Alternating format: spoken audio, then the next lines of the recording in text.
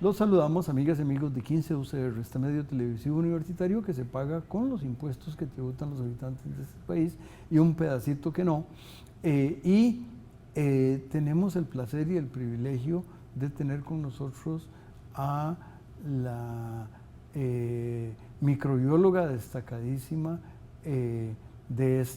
orgullosamente de esta universidad, a la doctora Eugenia Corrales, quien de niña quería ser astronauta, pero por razones que tal vez no vamos a hablar hoy, no lo fue, pero de alguna manera el país, en mi opinión, salió ganando porque ella es una investigadora de hueso colorado en temas muy pequeñitos y todavía más pequeñitos, de cosas como COVID, como dengue, y resulta que compite a nivel internacional y gana.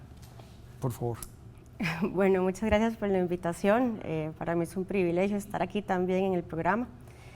Sí, efectivamente yo quería ser astronauta, veía todos los despegues de Cabo Cañaveral y todas esas cosas de NASA, películas. Siempre había soñado ir al Space Camp, que es este campamento del espacio que varios de mis compañeros de escuela y de colegio iban, pero cuando vi el Challenger explotar en vivo y el efecto que tuvo en mí, pues dije, no, tal vez no quiero ser astronauta. ¿Escuela y colegio? ¿Qué escuela y qué colegio fue? Yo tuve el privilegio de que mis papás hicieron el esfuerzo de pagarme escuelas y colegios privados. Yo salí de la Angloamericana y del Colegio San Francisco. Pero además mi otra pasión era ver todos esos programas de que había, por ejemplo, una fiebre extraña en el Congo y que entonces la gente se iba a buscar qué era lo que pasaba. Y se veía todos estos estudios de las aldeas y de cómo llegaba gente extraña y empezaba a investigar de dónde venía la enfermedad, cómo se comportaba todo el asunto, y generalmente siempre era un virus el causante de esas enfermedades. Y entonces desde ese entonces, como desde los 12, 13 años, ya yo más o menos sabía que lo que me interesaba era estar en un laboratorio haciendo investigación y que lo que me apasionaba más eran los virus. Bueno, y además, reitero lo dicho, yo creo que la humanidad y el país ganaron más. Claro, usted pues, es cierto una de esas películas del espacio es cuando un pedazo de una nave de la entonces Unión Soviética truena contra otra y empieza a chocar, y la persona la astronauta recordaba,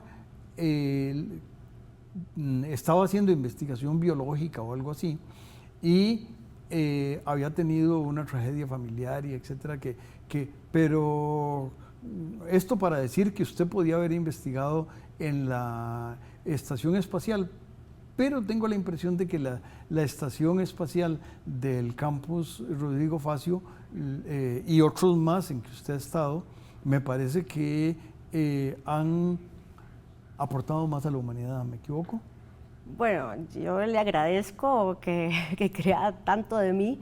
Yo en realidad siempre trato de hacer lo mejor posible y no creo que esté haciendo un cambio en la humanidad. Aportando, no aportando, cambio. Digamos, poquitos, granitos de arena. Y sobre todo, a mí lo que me llena más es tomar estudiantes y verlos como al principio en un curso que tal vez tienen que llevar por obligación, que es el de virología, no quieren o no les interesa y al final salen apasionados de los virus también como uno. A mí la Universidad de Costa Rica me ha dado mucho. De hecho, yo empecé a trabajar como asistente en el mismo laboratorio en que estoy trabajando ahora desde que era estudiante. Y en ese momento llegué ahí porque un profesor me dijo, ¿usted qué quiere hacer de su vida? Y yo quiero trabajar con virus, pero en este momento quiero dedicarme a sacar solo buenas notas. Y entonces me dijo, está cometiendo un error porque uno tiene que trabajar con las cosas a ver si primero, si uno le gusta. Y segundo, si es una persona que puede trabajar en eso. Y entonces desde entonces he sido asistente ahí y ahora estoy como catedrática en virología y claro, tuve que pasar por posgrados en el extranjero que muchas veces también tienen un costo personal y económico muy grande, ¿verdad?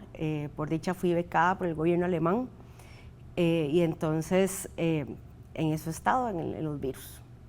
Pero también me parece que una de los aspectos, y aquí voy a hablar de mí para no hablar de usted, cuando yo estuve haciendo el doctorado, una de las cosas que la mayor parte de las cosas que aprendí ya no son relevantes.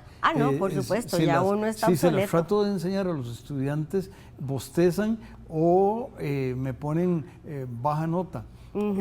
Pero uno de los aspectos más importantes fue la interacción con los colegas y la posibilidad de escribir trabajos conjuntos con ellos, no siempre, pero a veces, y la apertura de mundo que me dio eso. Claro. Como yo le digo, uno va y se le abre la mente en el sentido de no solo eso, sino también en la cantidad de recursos económicos que hay para la investigación, pero también en el teje y maneje de cómo se comportaría uno en una situación de cooperación internacional o de escrituras de artículos o de propuestas de investigación conjuntas y el codearse con personas de ese magnitud, ¿verdad?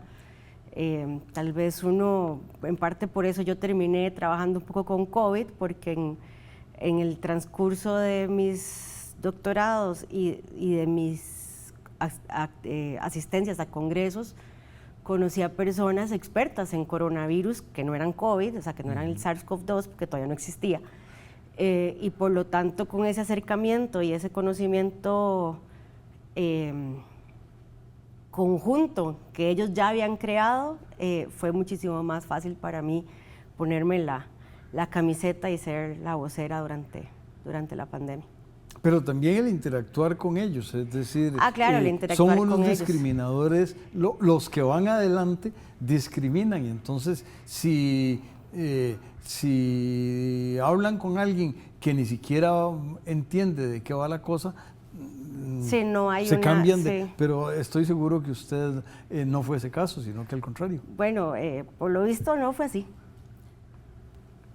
Qué bueno, pues vamos a pedirle al canal que nos invite para el segundo segmento.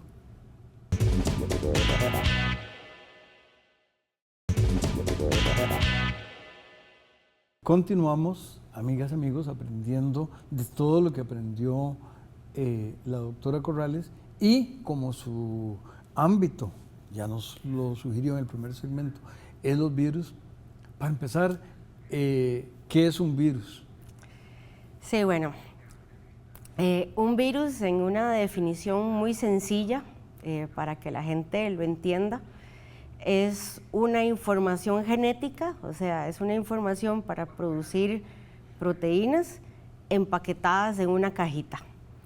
Esa cajita puede variar en forma, en tamaño, en tener adiciones o no tener adiciones. Pero lo que importa de los virus es que esa información per se no puede hacer nada sin entrar a una célula del hospedero, ya sea una planta, ya sea un animal, ya sea un cultivo celular, ya sea un mosquito.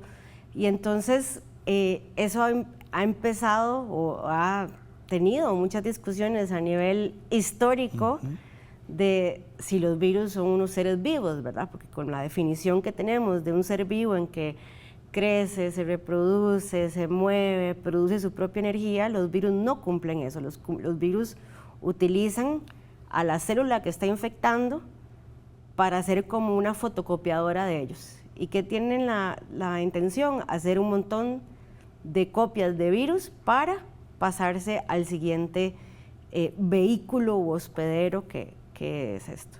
Entonces, son muy extraños y cuando uno habla de virus, vienen en distintas formas, colores, sabores. Por ejemplo, yo siempre he dicho, bueno, yo me puedo especializar en 2, 3 virus, pero si usted me empieza a hablar de un virus, por ejemplo, del tomate, pues ahí ya yo digo, eso no es mi ámbito, porque ya es un virus específico de una mata y puede hacer cosas distintas que yo no sé porque nunca las estudié, ¿verdad?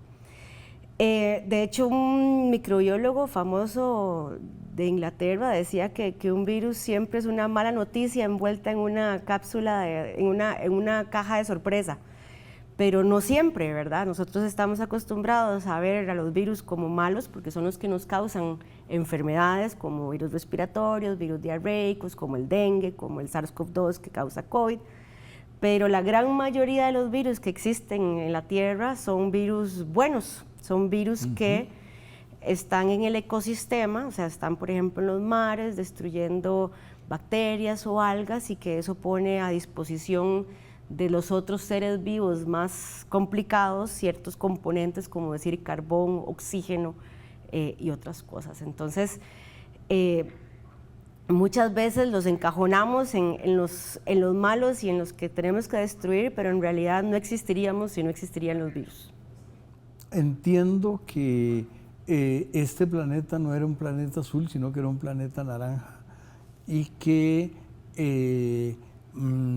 virus y otros seres biológicos hicieron la transformación para hacer todo. Bueno, yo no estaba, Sí, yo soy viejo, pero no tanto. Yo tampoco estaba, pero la transformación de la Tierra como la vemos en este momento tuvo que ver mucho con el inicio de la producción de oxígeno, ¿verdad? Entonces, eso cambió la atmósfera, cambió el ecosistema y permitió que hubiese una evolución del ser humano hasta que estemos aquí sentados hablando. Y la otra cosa que escuché a Antonio Lascano, un mexicano experto en evolución, es que la metáfora que usó es que los virus eran como las llaves Maya. Que sí, van pasando información. Que van pasando información, pero que si una llave Maya ando en la bolsa, no pasa nada, no pasa tengo nada. Que ponerla en la computadora. Bueno, muy buen ejemplo. Si en la computadora en la llave Maya es un pedazo de plástico y de metal y ya está así, muy buena metáfora para un virus. Y que también puede tener información muy valiosa, puede tener información muy mala y enfermarnos, claro, y matarnos, ¿verdad? Eso. Y la otra cosa es que entiendo que estamos en la micro o internamente tenemos enorme cantidad de virus, ¿me equivoco? Sí, de hecho siempre se ha dicho que nosotros no somos humanos en cuanto a cantidad de células, sino que somos microorganismos, porque tenemos más bacterias, más levaduras y todavía más virus que lo que somos humanos. Y esas interacciones entre lo que producen ellos, en dónde están, si hay ciertos trastornos que los puede afectar, entonces se ha visto que hay un resultado en la salud. Por ejemplo, se ha relacionado el síndrome del colon irritable con ciertas poblaciones de bacterias, hay ciertos virus que se han asociado con la aparición de Alzheimer, por ejemplo, y entonces todo esto de cómo nosotros, ser humano, nuestro sistema inmune y nuestra, ¿cómo decir?, arquitectura normal se relaciona con ese otro componentes, con esos otros componentes como las bacterias y los virus que son más que las bacterias, parece que tiene una gran influencia. Claro, eso todo está en investigación y hay muchas cosas que todavía no sabemos y eso es lo que lo hace maravilloso el mundo de la ciencia y la investigación, todo lo que no sabemos. ¿Hubo alguna línea de desarrollo de la virología, digamos que tuvo crecimientos significativos en algún momento o ha sido más o menos pianito? Hay como tres, yo diría, momentos claves en la virología como la conocemos ahora, la moderna. La primera fue el reconocimiento de que eran un agente filtrable. Antes las enfermedades se pasaban por un filtro y si eran más grandes o más pequeños que una bacteria, lo que no se quedaba pegado en el filtro, que eran las bacterias y las levaduras, se decía agente no filtrable, hasta que se identificó que eso era un virus y que eso era algo que nos estaba causando enfermedad. Entonces ahí empezó un boom enorme de investigación en virus. ¿Hace más o menos cuántos años de eso? Ahí me quedo en la historia viral porque creo que es como de 1400, pero no estoy segura. Bueno. Después el otro hito fue el descubrimiento que los virus solo podían crecer en sistemas vivos, entonces en animales o en plantas o en cultivo celular. Entonces eso permitió también abrir mucho la investigación. Y el otro ha sido el advenimiento de las técnicas moleculares y biológicas, donde como con SARS pudimos en un mes, poder identificar un virus que antes nos hubiera llevado 2, 3 años con solo saber su información genética. Ese es un tema del cual podemos profundizar, si a usted le parece, en el siguiente tercero y último segmento.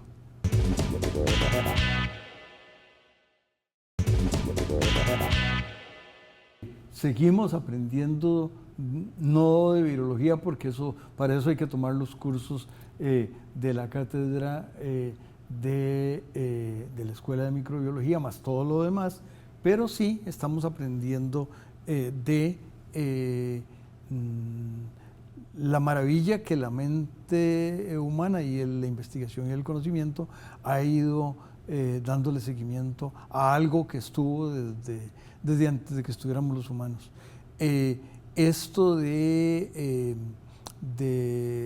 el coronavirus y en específico del COVID-19 me parece que fue una tragedia, pero también un momento de gloria de la ciencia. ¿Me equivoco? Pues fue un momento de gloria de la ciencia, pero todos concordamos que fue como una gloria amarga, ¿verdad? Porque por eso dije tragedia. Todo, o sea, primero por todas las pérdidas humanas y económicas que causó la pandemia, pero también por el movimiento anticientífico, anticiencia, antisistema, que ha sido bastante amplificado, sobre todo por el fenómeno de las redes sociales, ¿verdad? Entonces antes, no quiero decir que antes la gente científica no se sentía atacada porque tal vez los ponían como demonios porque hablaban cosas muy extrañas, pero ahora sí ha habido un cambio en el paradigma de un ataque más directo y más activo probablemente. Con este momento de gloria, pues claro, esto se llevó gracias a grupos que trabajaban con coronavirus desde hace mucho y que sabían que en los últimos 20 años ya habíamos tenido 2 coronavirus con potencial pandémico, que era yo les digo, los primos mayores del COVID, que es el SARS-CoV-1 y el MERS, que es del este medio, que viene de los camellos. Y decían, bueno, si en 20 años han habido 2 virus potenciales, puede ser que en cualquier momento tengamos otro virus potencial. Y entonces siguieron investigando y encontraron los talones de Aquiles, que eran la espícula, que es la proteína que necesita el virus para entrar a las células. Y entonces desde ese momento se sabía que para poder batallar contra el virus se tenía que utilizar el sistema inmune de las personas, y por lo tanto eso es una forma de vacuna. Pero la vacuna no fue que en febrero del 2020 la gente se sentó a pensar, sino que eso viene con años de avances de ADN, de ARN, moleculares, avances en la tecnología de clonación, avances en la tecnología de cómo entregar esa información a las células de nosotros sin que las células lo destruyan, porque nuestras células, cualquier información extraña que obtienen, tienen mecanismos naturales para eliminarlos. Y entonces, ¿cómo hacer para que esa información de utilizar mi célula para que produzca estas defensas, para que poder estar con menor riesgo de tener una enfermedad severa, cómo llegar hasta ahí? Entonces, sí, fue un brinco, sí hubo mucha disposición de dinero, que eso también se ha comentado mucho en la ciencia, ¿verdad? O sea, no es que la gente no tenga el conocimiento, sino que muchas veces o los recursos son limitados o los recursos van extendidos en 20 años y no en cuestión de 2 meses como se vio con COVID. Dado que usted tuvo sus años en Alemania y que, si mi lectura no es incorrecta, en Alemania fue uno de los lugares. También creo que en Massachusetts fue otro lugar, pero me parece que en Alemania hubo mucha investigación. ¿Eso sugiere que el clima investigativo de Alemania de alguna manera es diferente del de San Pedro de Montes de Oca? Pues sí, es como comparar el día y la noche. Alemania y varios países de la Comunidad Europea y varios países como Israel, hasta hace poco, no sé en este momento, eran de los países son de los países que invierten más de su Producto Interno Bruto en la investigación, poniendo a disposición fondos en institutos y en centros que obviamente demuestran que tienen carreras científicas, pero además hay como un ecosistema distinto en que las personas desde que están en sus estudios tienen que hacer muchas prácticas en laboratorio, pero además tienen que hacer un mini trabajo en laboratorio, después tienen que hacer una maestría en el laboratorio y casi siempre para cualquier puesto, aunque sea un puesto administrativo o un puesto de profesor o un puesto hasta de vendedor de reactivos, les solicitan tener doctorado. Entonces, esa formación del doctorado y de aprender a manejar la tolerancia a la frustración y aprender a tener respuestas y a investigar, bueno, ¿por qué me está pasando esto? Porque la ciencia es prueba y error y es aprender un poquito de nuestros errores. Creo que está muy, muy, muy introducido en ese tipo de sociedades. Aquí uno ve que hay un pequeño porcentaje de personas que sí tienen interés en tener ese desarrollo, pero la mayoría lo que quieren es terminar su título universitario y encontrar un trabajo y vivir, lo cual es lógico en un país como el nuestro. Además, ahí hay un tema de lo de los laboratorios. Yo estudié en la época que el color de mi barba sugiere más o menos cuándo fue. Y entonces uno iba al aula, escuchaba al profesor que con tiza y en el pizarrón escribía las cosas, uno tomaba notas y eso. Y la hija de Elena, que es la doctora Golcher, que hizo el doctorado en cíclidos, que es un tipo particular de peces, ella habla de mi laboratorio y cuando estaba en la maestría hablaba de que en mi laboratorio y en el doctorado y ahora de profesora. Eso a mí me es llamativo, pero ustedes sí son de eso, me parece que... Sí, en microbiología, en la Facultad de Microbiología y la Universidad de Costa Rica siempre se ha tenido una visión de formar centros e institutos acordes a una temática y por lo menos nosotros en microbiología y en los centros asociados, que son el Centro de Investigación en Enfermedades Tropicales, el Clodomiro Picado y en el CIBCM y otros más que probablemente no esté nombrando, que también tenemos cooperaciones, pues hemos desarrollado una muy buena infraestructura, no solo de laboratorio y con equipos, sino también de expertise humano sobre todo con un montón de gente que se ha ido a formar en el extranjero y que ha vuelto y que ha formado sus laboratorios aquí en Costa Rica y que estamos aquí precisamente por esa oportunidad. Pues yo creo que tenemos que aprender, nos separa un riachuelo que a veces hasta se inunda. Ustedes están en el lado este y nosotros oeste o norte y sur, como sea, pero me parece muy importante que en este mismo campus haya gente y yo creo que me temo que los economistas casi no contribuimos al bienestar de la gente. Por ahí a veces estudiamos cosas, pero me parece que ustedes sí. Bueno, los últimos Nobeles de Economía han sido personas que han aportado bastante a la sociedad, ¿verdad? Tal vez aquí las personas en otras áreas no están tan acostumbradas a la investigación y a nosotros, por lo menos en microbiología, desde que estábamos empezando teníamos ejemplos a seguir y teníamos ciertos cuestionamientos más allá que solo sacar un título y trabajar, sino que también aportar un poco a la sociedad con nuestros conocimientos. Sí, y además en anónimo, porque ustedes no están, con esta investigación voy a afectar a este, no, es conocimiento. Sí, es conocimiento y pues tratamos que lo importante sea la ciencia y no las personas, o sea, nosotros los investigadores, por eso también a veces uno se siente incómodo cuando le dicen a uno que es una persona que ha influido a la humanidad. Bueno, qué pena, y invitamos a las amigas y amigos